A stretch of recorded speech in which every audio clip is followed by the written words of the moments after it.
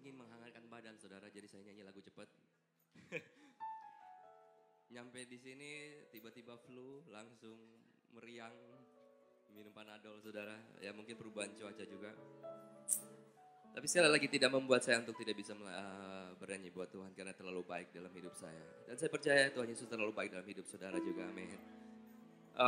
Kalau saya bisa jadi seperti hari ini, kemarin malam kami beberapa hari ngomong tentang kebaikan Tuhan. Dan selama 11 tahun Bethany Miracle Center pun saya mendengar dari cerita Pak Lukas sendiri. Ada begitu banyak,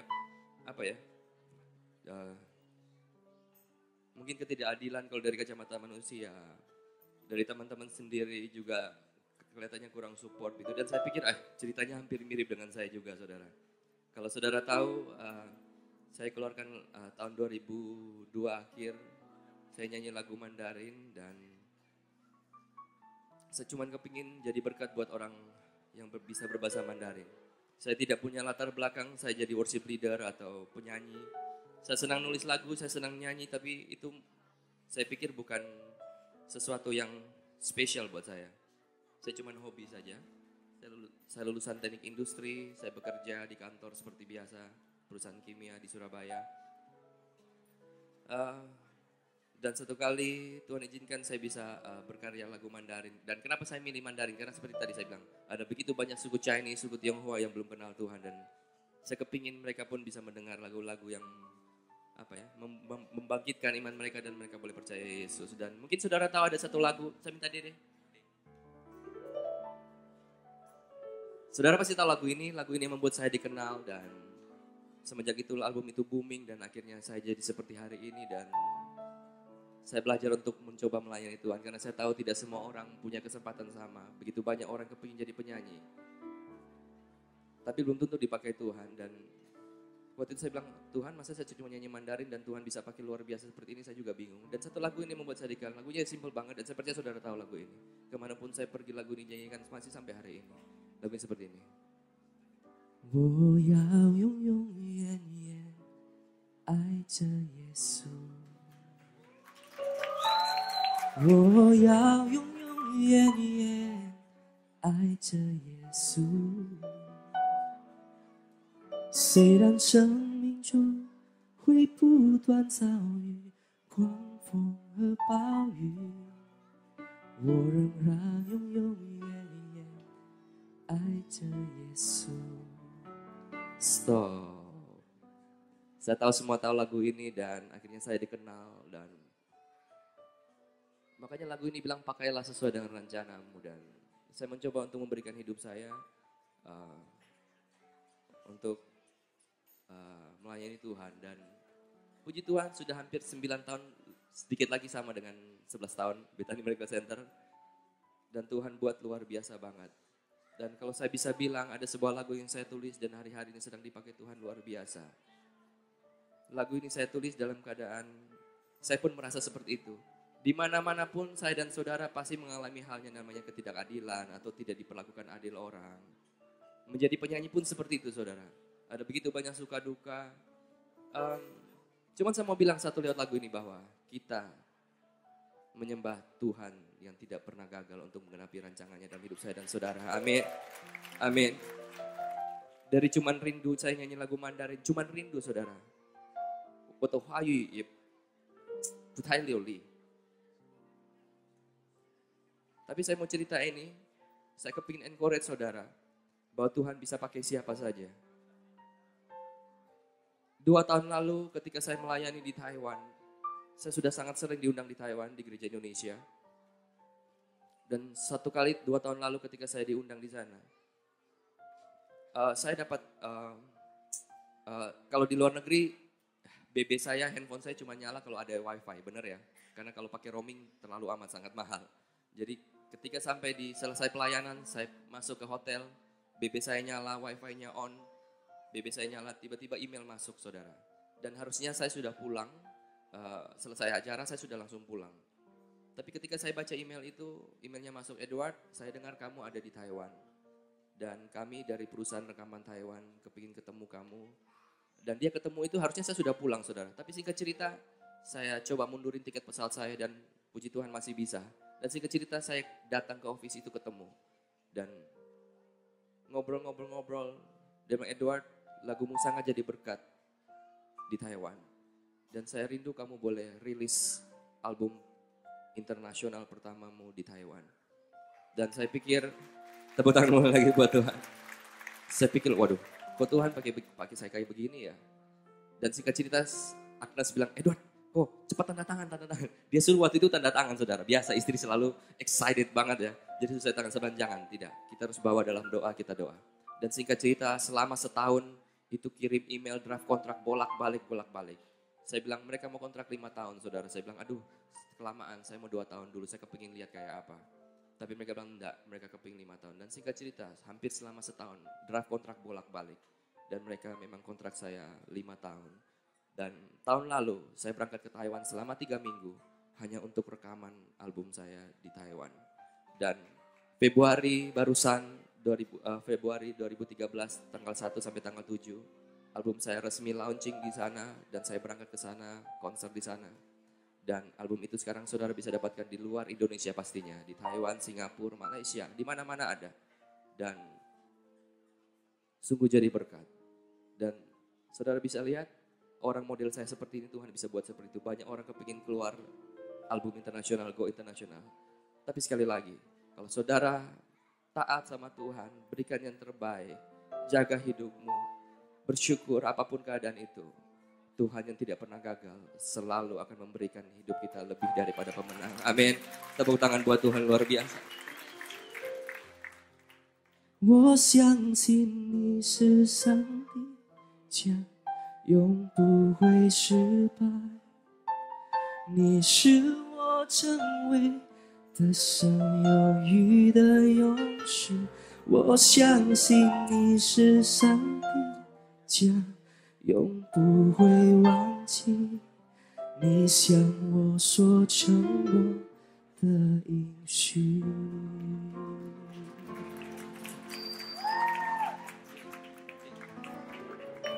Saya undang istri saya, Agnes. Shalom. Engkau yang lebih tahu cara untuk membuka jalanku. Engkau yang lebih mengerti cara untuk menolong hidupku. Ku percaya Kau Tuhan yang tak pernah gagal, menjadikanku lebih dari pemenang. Ku percaya Kau Tuhan yang tak pernah lalai, menepati janji-janjimu. Lagu ini pun saya terinspirasi dari Yusuf, saudara. Rasanya hidup kita kebanyakan mungkin seperti Yusuf begitu ya, sudah melakukan yang baik. Tapi saudara sendiri pun membenci, menjual, dan melakukan apa yang tidak menurut dia mungkin tidak adil. Tapi satu yang kita harus belajar sama-sama, Yusuf tidak pernah komplain. Dia selalu melakukan yang terbaik dimanapun dia berada. Dan yang pasti Tuhan menyertai hidupnya. Lagu ini terinspirasi dari situ dan lihat Yusuf. Apapun dia diperlakukan seperti apapun, endingnya tetap dia menjadi orang terhebat di Mesir. Amin. Dan itulah destiny saya dan saudara. More than conqueror, lebih Amin. daripada pemenang. Makanya lirik lagu ini saya bilang, kita percaya Tuhan yang tidak pernah gagal, menjadikan kita lebih daripada pemenang. Dan dia tidak pernah lalai menepati janji-janjinya. Yang setuju tepuk tangan buat Yesus, Tuhan yang luar biasa. Mari sama-sama katakan. Engkau yang lebih tahu. Amin. Dari hatimu katakan. Cara untuk membuka jalanku. Engkau yang lebih mengerti cara untuk menolong hidupku. Mari angkat tanganmu sama-sama katakan.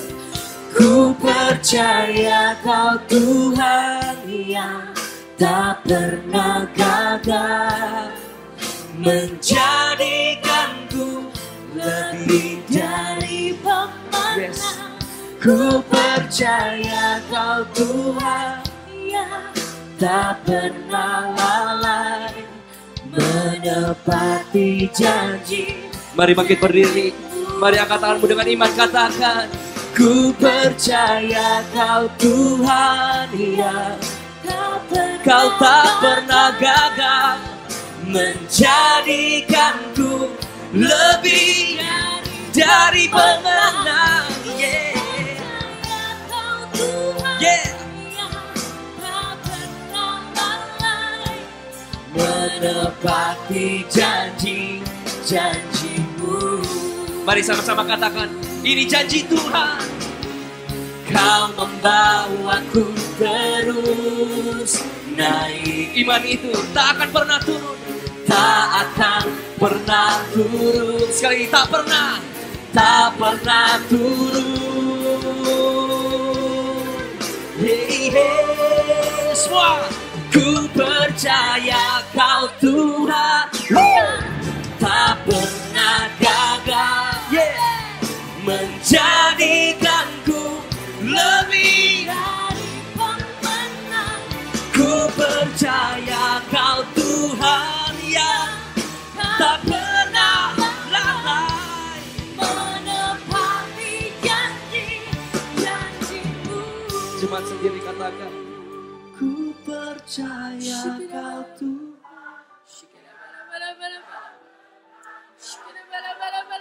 Amin, Jesus.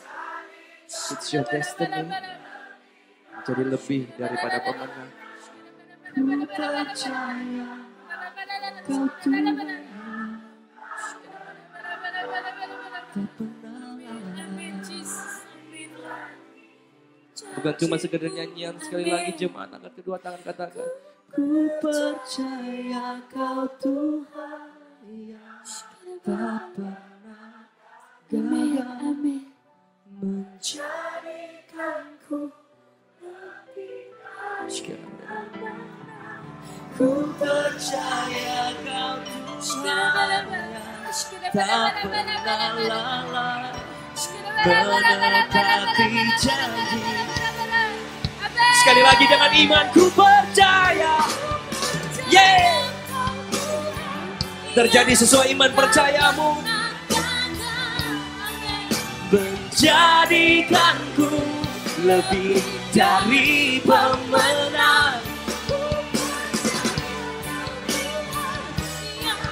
Tak pernah lalai, menepati janji. Menepati janjimu Tuhan. Katakan, Menepati janji-janjimu. katakan, sebab Kau Tuhan. Sebab Kau Tuhan tak pernah. Berikan tepuk tangan lebih meriah buat Yesus Tuhan yang tidak pernah gagal. Dia terus bawa kita naik dan tidak pernah turun. Jadi kepala dan bukan ekor. Itu janji Tuhan. Terjadi sesuai iman percayamu. Mari sama-sama katakan yang percaya. Sebab Kau Tuhan tak pernah gagal.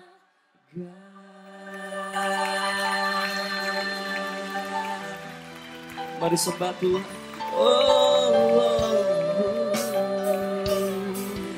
Yeah. We trust in you. We trust in you. You never fail. You never fail.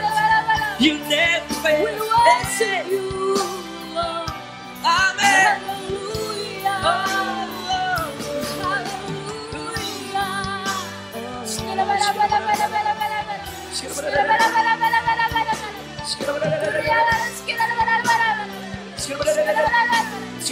Mari sembah Tuhan.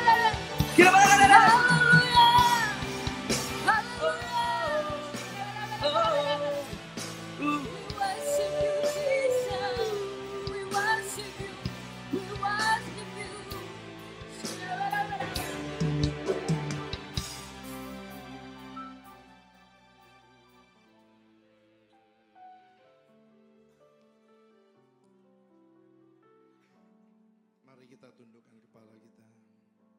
Bapak, terima kasih Bapak untuk tuntunan-Mu atas gereja ini selama 11 tahun Tuhan. Terima kasih untuk jiwa-jiwa yang sudah Kau tambahkan di tempat ini. Biarlah melalui gereja ini, karakter-karakter kami boleh diubah untuk menjadi serupa dengan gambaran-Mu Bapa. Karena kami tahu kedatangan-Mu sudah di ambang pintu. Oleh sebab itu bentuklah kami melalui gereja ini, melalui penggembalaan oleh hambanya Bapak Pendeta Lukas dan Ibu, untuk menjadi calon mempelai-Mu Bapa. Itulah doa kami Bapa. Sertai terus gereja-Mu ini Tuhan. Bawa umat-Mu sampai ke destiny yang Kau ingini Bapa. Terima kasih Bapa. Urapi terus hamba-Mu Bapak Pendeta Lukas dan Ibu. Urapi semua yang melayani tempat ini. Urapi secara khusus jemaat yang Kau titipkan di gereja ini. Agar mereka Tuhan makin hari makin bertambah imannya. Sehingga pada saat Engkau datang, mereka termasuk bilangan yang Kau persilakan masuk di dalam kerajaan-Mu Bapa. Terima kasih Bapa untuk 11 tahun ini ya Tuhan. Berkati ya terus gereja ini. Berkati umat-Mu Tuhan. Di dalam nama Tuhan Yesus kami telah berdoa dan mengucap syukur. Yang percaya sama-sama katakan amin. Beri tepuk tangan yang meriah buat Tuhan Yesus. Silakan duduk saudara-saudara yang kasih Tuhan Yesus. Ada shalom. Nah saudara yang kasih Tuhan Yesus, saya dengan istri datang dari Jakarta. Latar belakang saya adalah seorang profesi dokter spesialis yang sekarang masih melakukan pekerjaan saya. Saya totally 15 tahun di luar negeri, termasuk sebagian di Amerika, tapi most of the time di Eropa. Nah saudara yang kasih Tuhan Yesus, saya sudah mencapai semua titel seorang dokter yang bisa capai di dalam usia saya. Sampai usia saya 28, saya berhasil mencapai sampai ke PhD, bahkan Associate Professor dari Harvard Medical School. Jadi semua saya sudah dapat, hanya satu yang saya belum, yaitu saya belum kenal Yesus pada waktu itu. Nah saudara, bagaimana saya bisa mengenal Yesus? Mungkin a part of the history, saudara bisa dengar di kebaktian yang pertama. Besok 3 kali kebaktian, saya akan membawakan tema khotbah yang berbeda, tapi ujung-ujungnya adalah kasih Kristus. Nah malam ini, setelah saya berdoa, apa yang saya mau bawa pada anniversary tempat ini? Jawabannya adalah satu, winning one more soul for Jesus. Itu adalah tugas yang saudara mesti lakukan.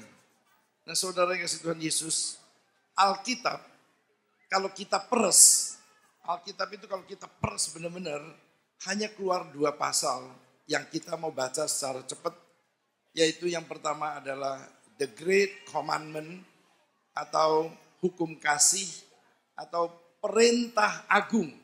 Artinya suatu perintah dari Tuhan Yesus. Kita buka sama-sama di Matius 22 ayat 37 sampai dengan 39. Matius 22 ayat 37 sampai 39. Jawab Yesus kepada murid-muridnya, kasihilah Tuhan Allahmu dengan segenap hatimu, dan dengan segenap jiwamu, dan dengan segenap budimu. Itulah hukum yang terutama dan yang pertama. Dan hukum yang kedua yang sama dengan itu ialah, kasihilah sesamamu manusia seperti dirimu sendiri. Loving God with wholeheartedly. Loving people fervently.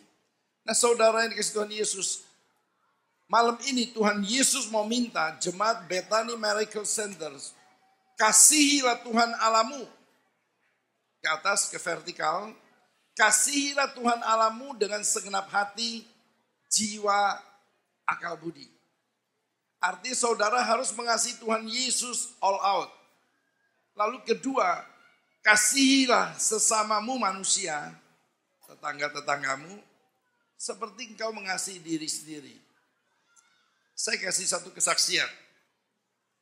Ada seorang pasien dari Pulau Bangka, orang miskin sekali, belum kenal Tuhan Yesus.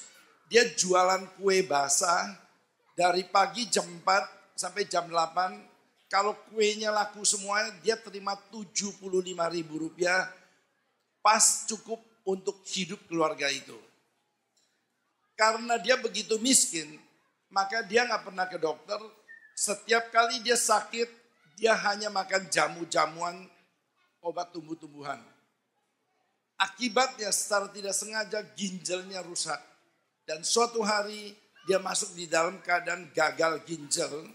Yaitu ginjalnya nggak bekerja lagi. Nah mulailah racun ginjal yang mestinya keluar dari kotoran, dari kencing. Ginjalnya itu masuk ke otak dan masuk ke kantong nasi dan masuk ke jantung. Dampaknya pasien itu mulai ngantuk, mulai lemes, lalu mulai muntah-muntah.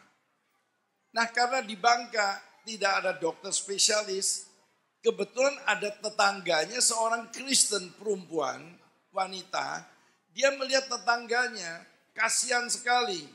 Lalu dia buka safety box-nya, waktu dilihat ada uang 17 juta. Lalu si orang Kristen ini mengajak ibu ini untuk datang ke Jakarta berobat dengan harapan mungkin bisa sembuh penyakitnya. Nah saudara yang kasih Tuhan Yesus, saya percaya nggak kebetulan pasien itu dibawanya ke tempat saya. Setelah didiagnosa memang betul gagal ginjal, dia harus cuci darah. Setelah cuci darah 2 kali, keadaan umumnya membaik, makan sudah mulai bisa makan, maka saya minta tim penginjilan saya masuk ke dalam ibu yang agamanya Islam ini. Setelah diinjili, dia mau terima Tuhan Yesus. Dan kemudian dia cuci darah yang ketiga kali. Setelah cuci darah ketiga kali, dia kaget. Rekening yang keluar 17 juta.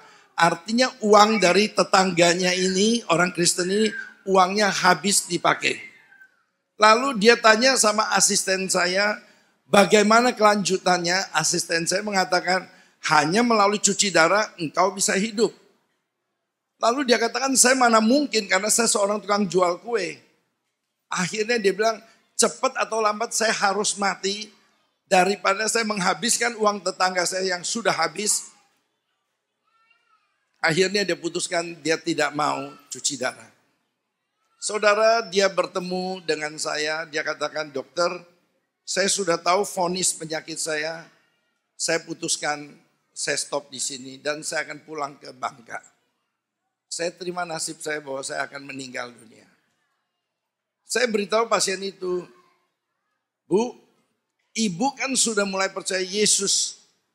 Ibu coba datang ke gereja saya pagi-pagi jam 4.45 yang dikenal dengan doa fajar. Di situ banyak mujizat terjadi, Bu. Ibu 1 minggu jangan pulang ke Bangka. Saudara, lalu ibu ini dia datang ke doa fajar. Dan saya selalu kalau muka baru kelihatan karena saya duduknya dekat atas mimbar doanya. Dan saya melihat jemaat-jemaatnya ini. Saya lihat ibu itu datang habis pujian hanya menangis. Saya bisa membayangkan dia berdoanya begini. Tuhan Yesus yang baru saya kenal, katanya engkau bisa menyembuhkan penyakit ginjal. Sembuhkan aku. Dengan cucuran air mata dia berdoa. Setiap pagi dia datang jam 4.45 berdoa. Selama 1 minggu dia gak cuci darah. Kemudian dia periksa. Waktu dia periksa, dia bawa ke saya hasilnya 50% ginjalnya sembuh. Beri tepuk tangan buat Tuhan Yesus.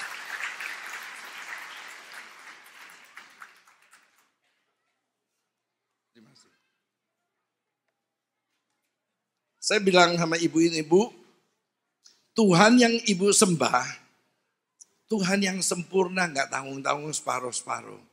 Ibu coba seminggu lagi jangan pulang ke Bangka, seminggu lagi ibu doa fajar lagi. Saudara, seminggu lagi saya lihat muka dia cuma menangis setiap pagi di kaki Tuhan. Seminggu lagi dia periksa darah, 100% ginjalnya sembuh. Beri tepuk tangan buat Tuhan Yesus. Itu yang namanya Miracle Center.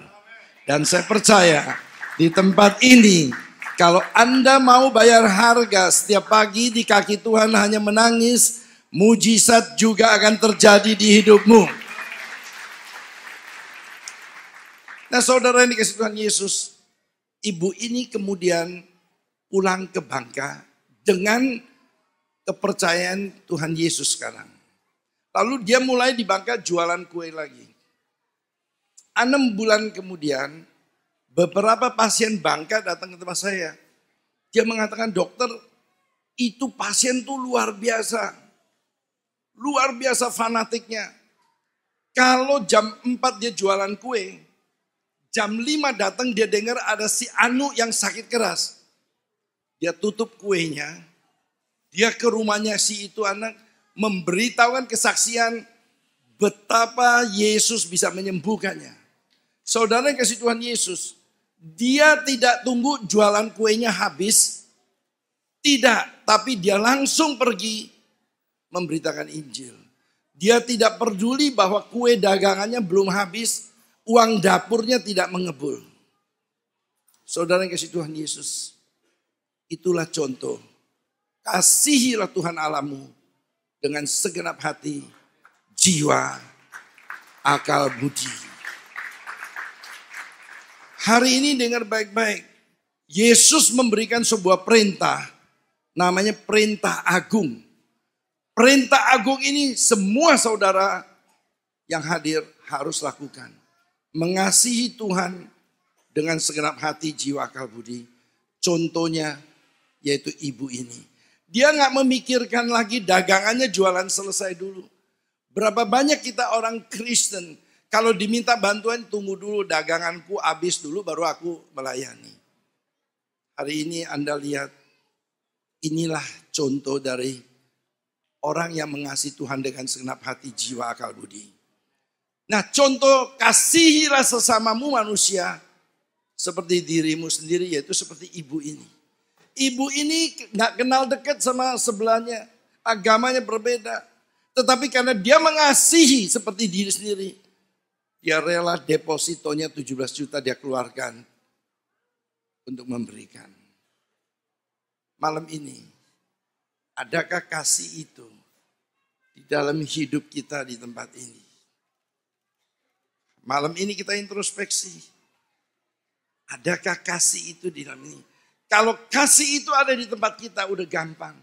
Saudara diminta hari Minggu besok datang membawa teman-teman yang di luar Philadelphia. Saudara pasti menjemput karena saudara tidak hitungan lagi dengan Tuhan. Waktu maupun bensinmu. Itu yang Yesus mau. Berapa sering kita bilang, ayo jemput temen yuk di Philadelphia, di New Jersey supaya kenal Tuhan. Aduh muter-muter jauh bensin gua habis lagi. Hari ini kita introspeksi diri kita. Yesus memberikan sebuah perintah agung. The Great Commandment. Kasihilah Tuhan Allahmu dengan segenap hati, jiwa, akal budi. Kasihilah sesamamu manusia seperti dirimu sendiri. Itu yang pertama yang Alkitab mengajar kepada kita. Nah saudara, sebelum saya loncat ke yang satu lagi, saya minta kita baca satu. Markus 16 ayat 20. Markus 16 ayat 20.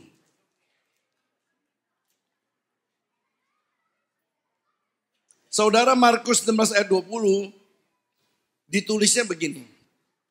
Yesus memanggil murid-muridnya berkumpul. Setelah itu murid-muridnya melihat Yesus terangkat ke surga. Setelah Yesus terangkat ke surga, maka inilah ayatnya. Markus 16 ayat 20. Mereka, artinya murid-murid pun pergilah memberitakan Injil ke segala penjuru.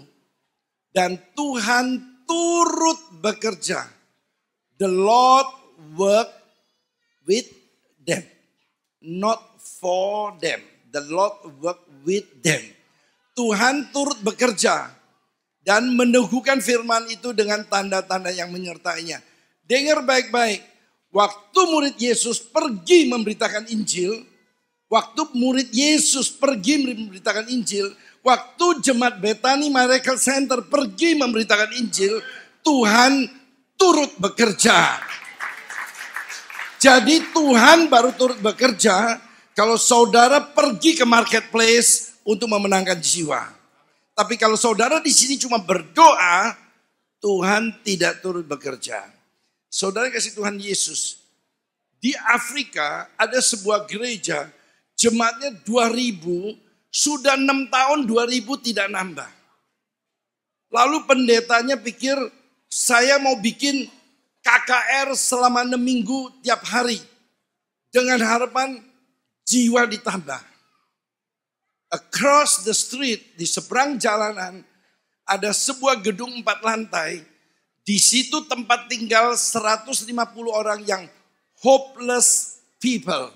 Orang yang narkoba. Orang yang kena AIDS. Pemerintah Afrika menempatkan mereka di sebuah building opposite daripada itu gereja. Suatu hari ekonomi Afrika terganggu. Mereka tidak bisa subsidi lagi kepada 150 sampah masyarakat. Hopeless people. Nah saudara yang kasih Tuhan Yesus, mereka akhirnya ditutup gedung itu, 150 dalam tanda petik sampah masyarakat. Orang yang pakai ganja, pakai narkoba, mereka diusir keluar dari rumah itu. Waktu mereka diusir, mereka melihat di depan ada gereja. Dia bilang gereja itu penuh kasih. Mereka 150 datang ke gereja itu. Pada waktu 150 orang datang ke gereja ini, pengerja gereja itu lihat, ini sampah-sampah masyarakat, minggir, go away, jangan bikin kacau di sini. Pada waktu itu, ada seorang hamba melihat kejadian itu. Dia pulang, dia ambil truk, dia angkut 150 orang ini. Dia angkut, dia bawa ke rumahnya. Rumahnya kebetulan sebuah bengkel.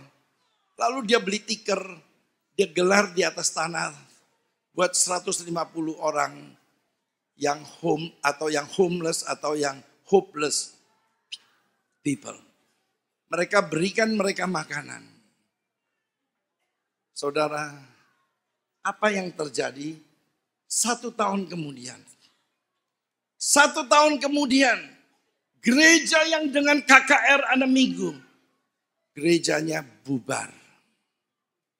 Bagaimana dengan nasib 150 orang? Ternyata pada waktu dia melihat hamba, menunjukkan kasihnya. Mengasihi sesama manusia seperti diri sendiri. Mereka 150 orang ini bertobat. Dan jadi pengerja. Dan mereka menjadi gereja yang sangat besar. Mengapa? Karena 150 orang ini mereka pergi menceritakan betapa hebatnya gembalanya itu. Saudara, pada waktu mereka memberitakan di marketplace, Tuhan turut bekerja. Yang gereja ini yang sibuk dengan KKR, Tuhan tidak turut bekerja. Hari ini message buat Bethany Miracle Center tempat ini. Kalian mau dipakai Tuhan. Ke marketplace.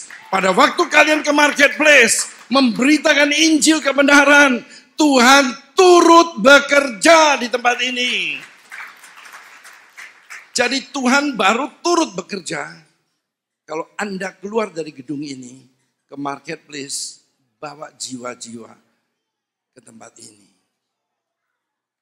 Sekarang satu pasal lagi yang akan saya bawakan, yaitu The Great Commission atau amanat agung. Matius 28 ayat 19-20. Matius 28 ayat 19 dan 20. Karena itu, pergilah Jemaat Bethany Miracle Center. Jadikanlah semua bangsa, jadikanlah keluarga besarmu, teman kantormu, menjadi murid Yesus. Dan sekarang tugas gereja, baptislah mereka dalam nama Bapa, Anak, dan Roh Kudus. Dan ajarlah mereka untuk melakukan semua perintahku. Jadi ini adalah amanat agung, artinya semua orang Kristen yang ada di ruangan ini harus melakukannya. Artinya the Great Commission ini ada dua bagian. Yang satu Anda semuanya harus lakukan. Pergi, jadikanlah keluarga besarmu, teman-temanmu, murid Yesus. Kedua, bawalah ke gereja ini. Dan tugas gereja ini membaptis dan mengajar mereka untuk melakukan semua perintah Tuhan. Dan ketahuilah aku akan mengikuti sampai akhir zaman. Bible isinya cuma 2 pasal. Satu, Anda mesti punya hatinya nih kasih. Mau keluarkan waktu, mau keluarkan uang untuk mengambil jiwa. Yang kedua perintahnya apa? Jadikanlah semua murid Yesus. Lalu tugas gereja membaptis. Oleh sebab itu kalau Anda ada tempat ini, saudara yang belum dibaptis, daftar karena segera dibaptis. Karena baptisan bukan idenya pendeta Lukas, baptisan adalah perintah Tuhan Yesus. Nah saudara, hari ini saya bawa singkat, firman cuma sampai segitu, saya akan bawa mengenai kesaksian. Seperti saudara pagi, sore, malam hari ini, saudara sudah dengar message yang sama. Saudara harus ke marketplace memenangkan jiwa. Saudara yang kasih Tuhan Yesus, jangan saudara melakukan kesalahan yang saya pernah lakukan. Saya pada waktu usia 14 tahun, saya kehilangan mama saya. Pada waktu itu, keluarga saya belum ada satupun yang kenal Yesus. Saya 15 tahun lalu baru kenal Yesus. Di dalam keadaan saya sukses, di dalam keadaan saya tidak bangkrut, di dalam keadaan saya tidak kena penyakit, saya mengucap syukur saya ditangkap oleh Tuhan Yesus. Nah saudara, pada waktu saya umur 14 tahun, satu keluarga besar saya belum ada yang kenal Yesus. Semuanya masih sembahyang. Mama saya meninggal dunia. Dan kadang-kadang saya kalau memikirkan secara alkitabiah, mama saya ada di neraka saat ini. Saya kadang-kadang sering menangis. Tuhan, ambil hartaku.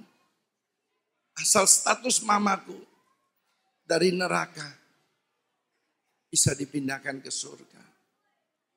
Tapi hal itu tidak mungkin terjadi. Oleh sebab itu, saya hanya berkata kepada Anda, jangan egois. Sekaranglah kesempatan Anda untuk memenangkan orang tuamu, mertuamu, teman-teman baikmu. Kalau tidak, Anda nanti menyesal. Ada yang di surga, ada yang di neraka. Hari ini dengar baik-baik. Saudara sudah mendengar firman yang sama hari ini. Di sebuah kota di Eropa, ada satu anak muda umur 19 tahun. Setelah dia mendengar preaching yang sama seperti Anda yang mendengar. Anak umur 19 tahun ini dia pulang. Waktu dia pulang dia lihat di sebuah apartemen. Kebetulan di situ daerah Chinatown-nya. Dia lihat ada seorang oma-oma lagi jalan terpincang-pincang. Lalu dia perhatikan ternyata ini nanah semua, bisul semua. Si Oma ini sedang mencari pohon, daunnya dia tumbuk, dia polesin di lukanya. Anak 19 tahun ini, dia dengar preaching, kasihilah sesamamu manusia seperti dirimu sendiri. Lalu dia ajak si Oma ini ke rumah sakit. Disuntik antibiotik, dikasih verban, dicuci, lalu diantar pulang. Waktu antar pulang si Oma ini lapar, dibelikan McDonald. Lalu pulang ke apartemennya. Setelah pulang ke apartemennya dia beritahu Oma, Oma besok ada orang lain yang akan menjemput you. Anak muda 19 tahun ini setelah pulang, malamnya dia ada cell group. Lalu dia beritahu kepada cell groupnya, ini katakan ini cell groupnya.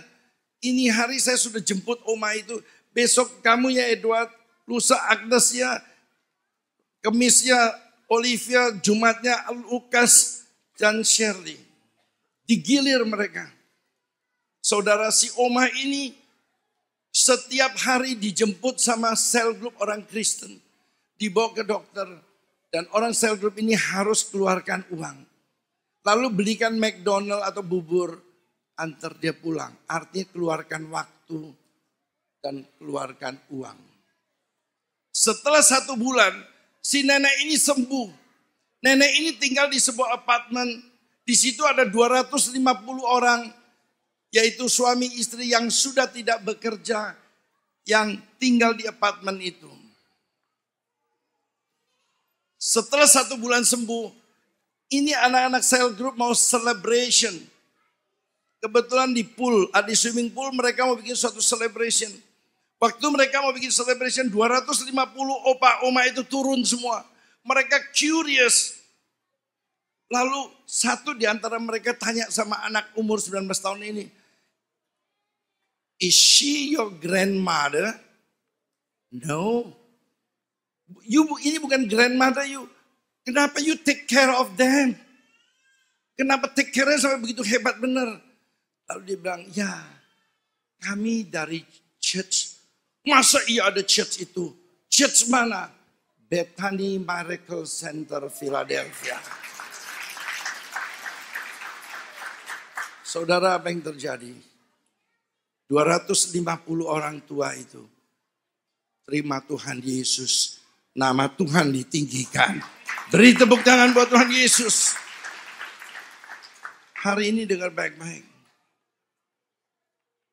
Kalian mendengar message yang sama. Tergantung kalian responsnya bagaimana.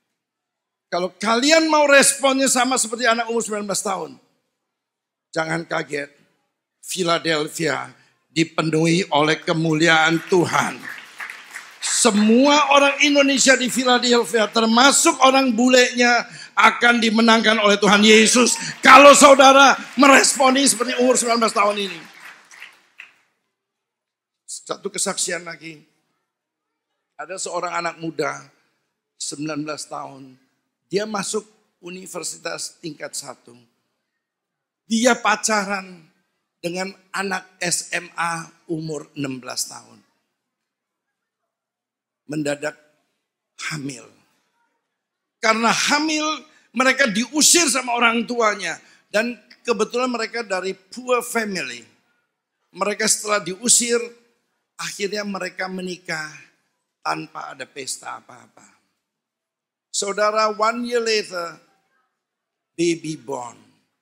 Waktu babynya lahir, si anak muda ini umur 20, si wanita ini umur 17 tahun.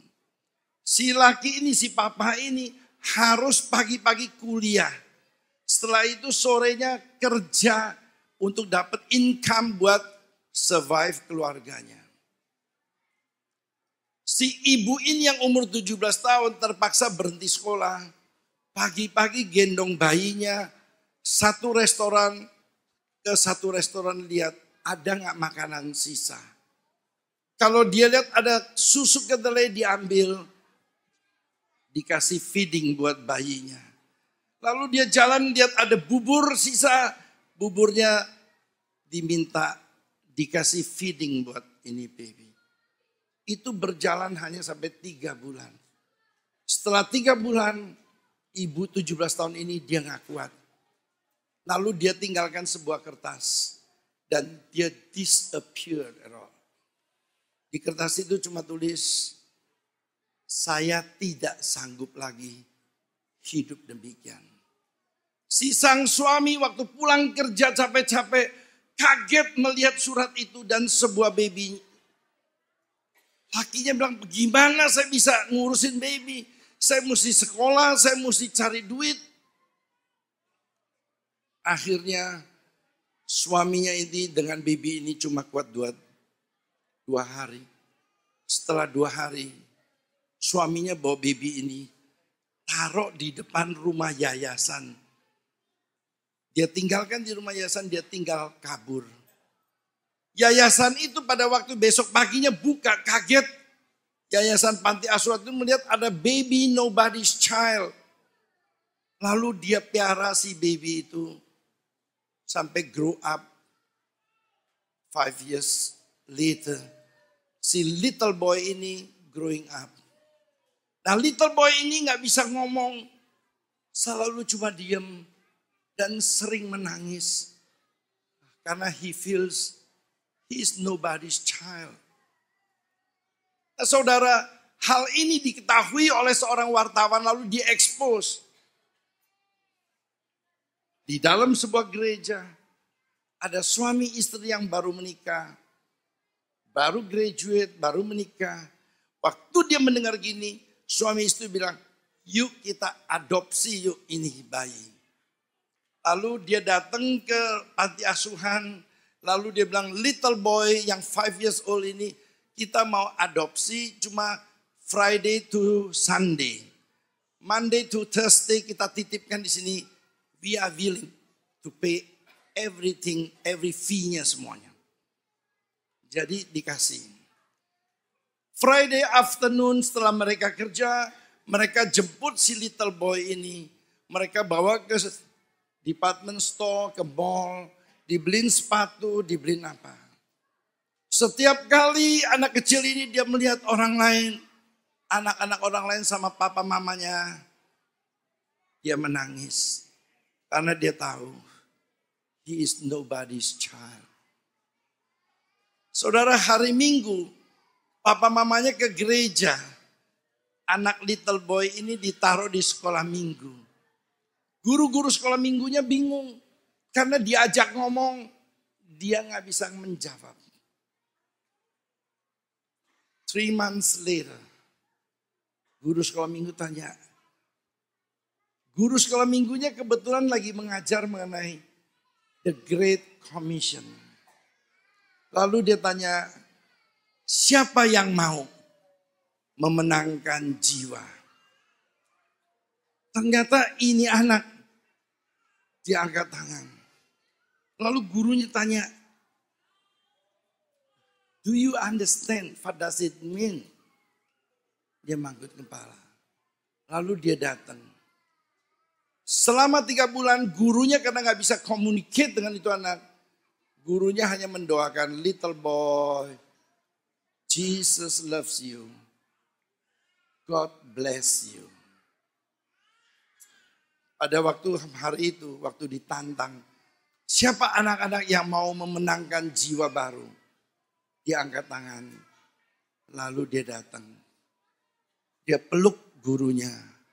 Waktu dia peluk gurunya, lalu dari mulutnya yang selama ini tidak bisa bicara, mulutnya mendadak bergetar. Jesus loves you. I love Jesus. Antinya kaget. Anak ini bisa ngomong mendadakkan. Antinya cepat-cepat pergi ke yang ibadah dewasa panggil, Uncle, Auntie, come. Look at your kid. He began to speak. Mereka datang, si anak ini peluk dia punya antinya. Lalu, Jesus love me. I love Jesus. Saudara, pada waktu anak ini mempunyai intention untuk memenangkan jiwa, Jesus turut bekerja. Kesembuhan terjadi. Anak ini dipakai sama Jesus sebagai alatnya. 2 tahun kemudian, anak ini dipakai jadi kepala sekolah minggu dan memenangkan 350 orang-orang cacat. Beri tepuk tangan buat Tuhan Yesus. Hari ini, saudara yang hadir mendengar message yang sama. Jesus mau saudara melakukan the Great Commission. Dan sebelumnya adalah the Great Commandment. Kalau saudara berjanji malam ini, saudara keluar dari gereja ini ke marketplace, saudara mau memberitakan Injil, maka Tuhan turut bekerja. Saya tutup dengan bisa diputarkan film sebentar, tolong digelapkan sebentar. Saudara, film ini saya buat selama setengah tahun, boleh digelapkan, boleh diputarkan. Saya ambil dari YouTube. Lalu saya bekerja sama orang India, Punjabi. Dan terbuatlah film ini. Selama setengah tahun kita exchange, kita punya mindsetnya maunya. Silakan saudara.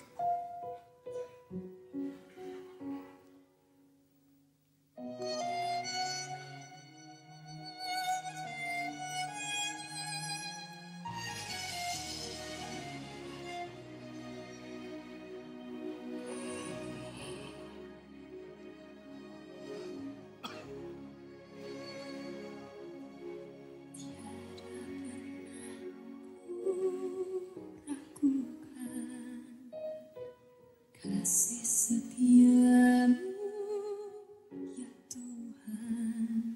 Sandra! Tiap Hey! Baru nyampe juga? Yuk, masuk. tak pernah kau tinggalkan. Ini gereja di mana saya memimpin kebaktiannya.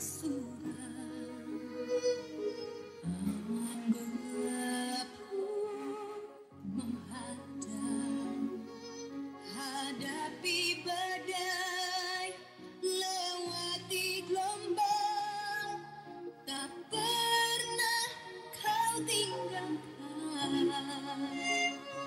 diriku.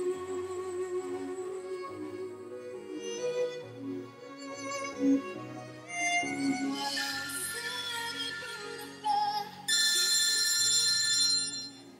Halo, Helen. Akhirnya, San. Kamu tuh kemana aja sih? Dari tadi aku telepon gak diangkat-angkat. Iya, sorry ya. Gak kedengeran tadi. Maaf ya. Iya, gak apa-apa. Kamu sekarang lagi di gereja ya? Iya. Jadinya kapan ngajak aku ke gereja kamu? Ntar. Kapan? Buktinya sekarang aja gak jadi kan? San, aku tuh merasa sendiri tau gak di sini sepi. Pengen banget ngerti soal Alkitab. Ya, paling gak aku punya pegangan hidup. Iya, Bawel. Oke? Ya. Bye. Halo? Gak jadi lagi. Mau kapan?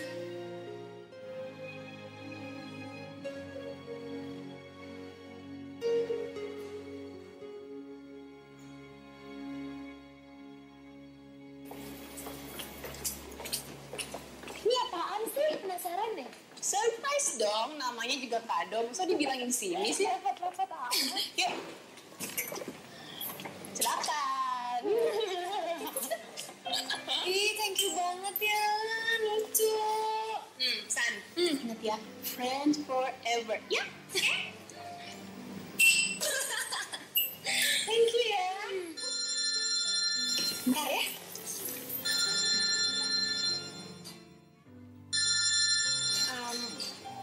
Sebentar ya. Iya, Ju. Sekarang. Oke, aku ke sana.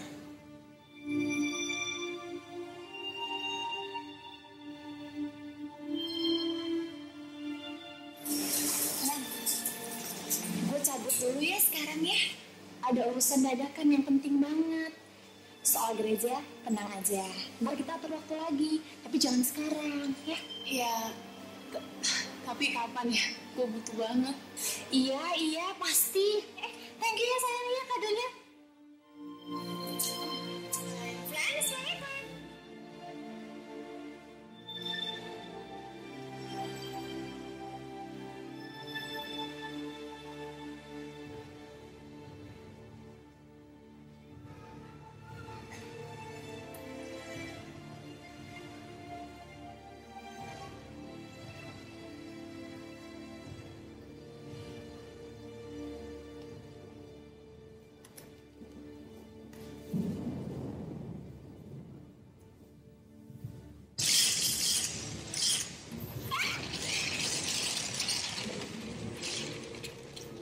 Sandra sahabat, aku sekarang ada di neraka karena kamu. Setiap hari kita selalu bersama. Tapi kamu tidak pernah mau menunjukkan jalan keselamatan. Kamu tidak pernah menunjukkan aku pada Tuhan. Kamu menyimpan jalan keselamatan untuk dirimu sendiri. Kamu memberikan aku pegangan dan tersisa karena kamu tidak memperkenalkan aku pada Tuhan. Sekarang aku berada di neraka. Kamulah yang menyebabkan semua ini. Kamu tahu bahwa Tuhan itu benar ada. Kamu menyembunyikan kemuliaannya dariku. Memang.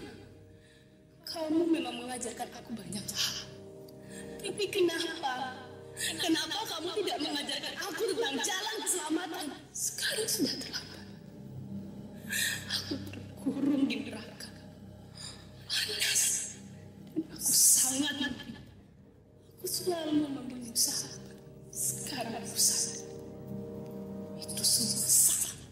Aku sudah mencapai akhir hidupku, sayang. Ternyata aku tidak dapat memanggilmu sahabat.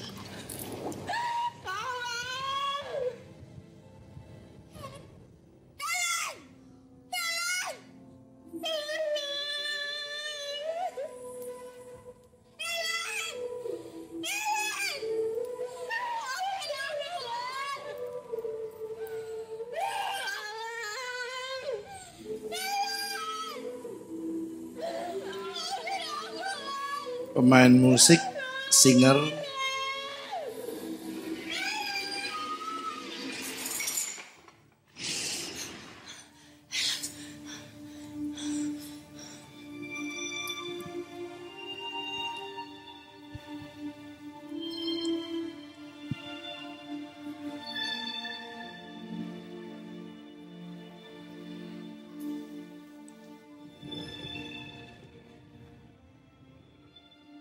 Aku pasti ajak kamu ke gereja Len besok.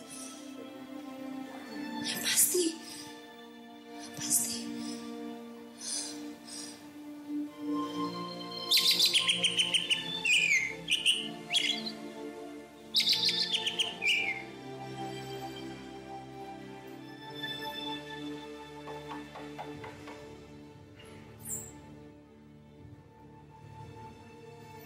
Kak, helmnya ada?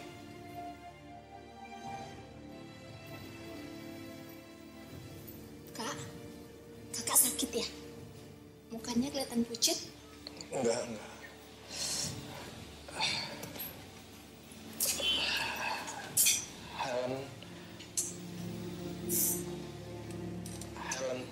Helen kenapa kak? Dia ada kan di rumah? Saya mau jemput dia ke gereja kak.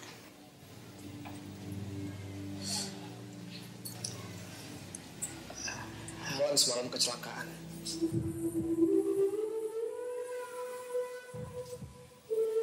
Dia udah meninggal.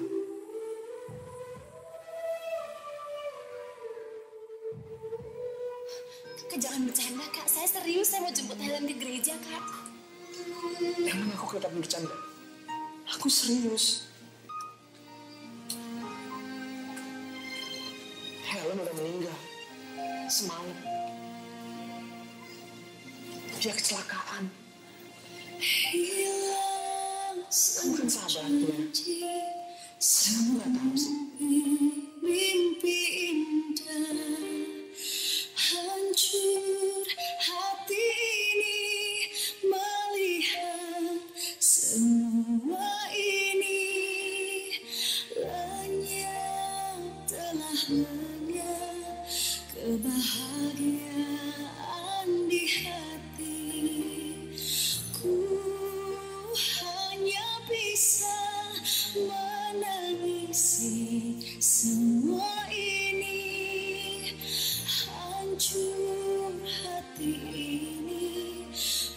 lihat kau telah pergi. Nggak mungkin lah.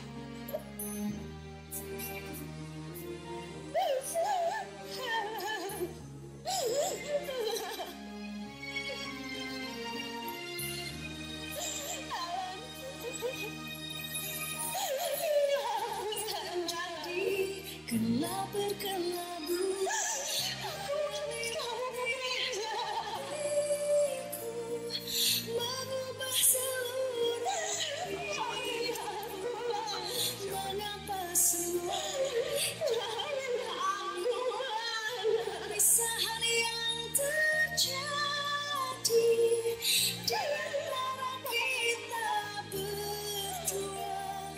Ku akan menanti sebuah keajaiban yang membuat kita bisa bersama. Yehezkiel 33. Saudara dituntut pertanggungan jawabnya oleh Tuhan.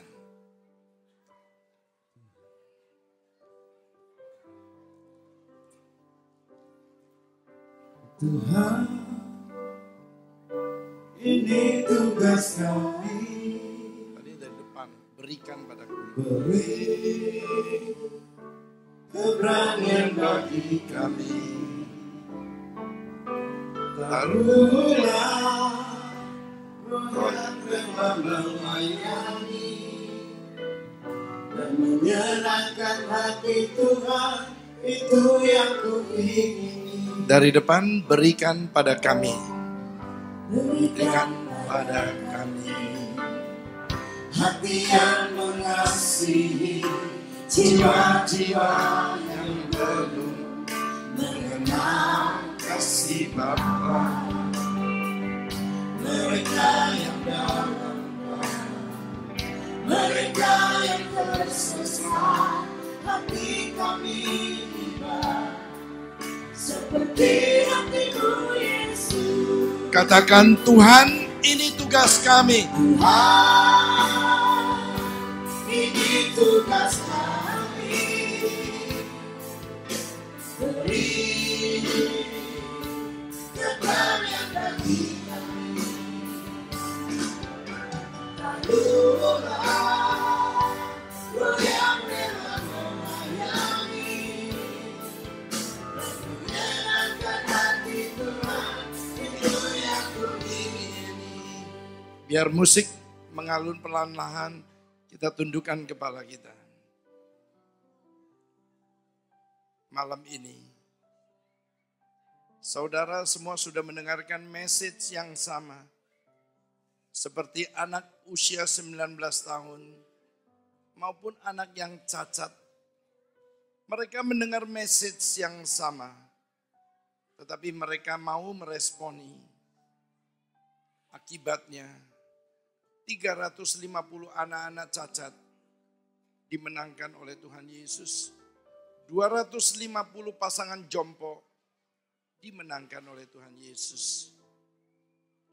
Malam ini Yesus bertanya, how about you guys dari Bethany Miracle Centers? Apakah engkau tidak peduli? Keluarga besarmu yang belum mengenal Yesus, teman-teman sekosmu, teman-teman sepekerjamu yang belum mengenal Yesus. Ingat baik-baik. Yehezkiel 33 mengatakan Tuhan tuntut pertanggungan jawab Anda semuanya. Yesus mau datang segera.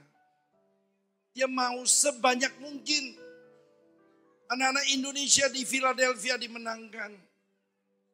Untuk itu, the Great Commissioning diberikan kepada Anda semuanya.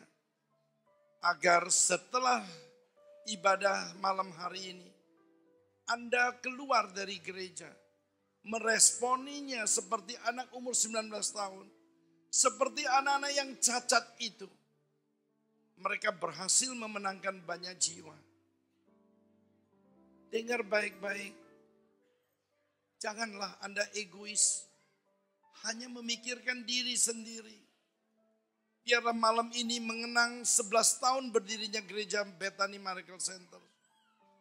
Saya percaya, bila saudara meresponinya seperti anak umur 19 tahun, maka gereja ini akan meledak.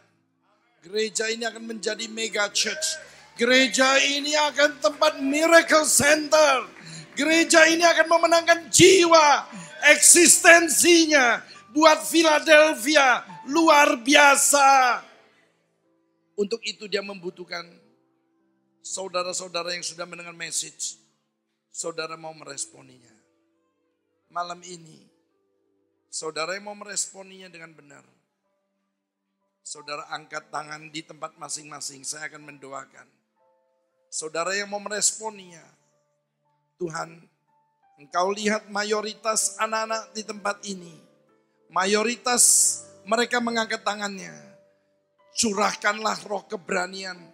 Curahkanlah roh suka rela melayani kepada mereka yang angkat-angkat tangan Tuhan. Biarlah mereka Tuhan berjanji di hadapan-Mu.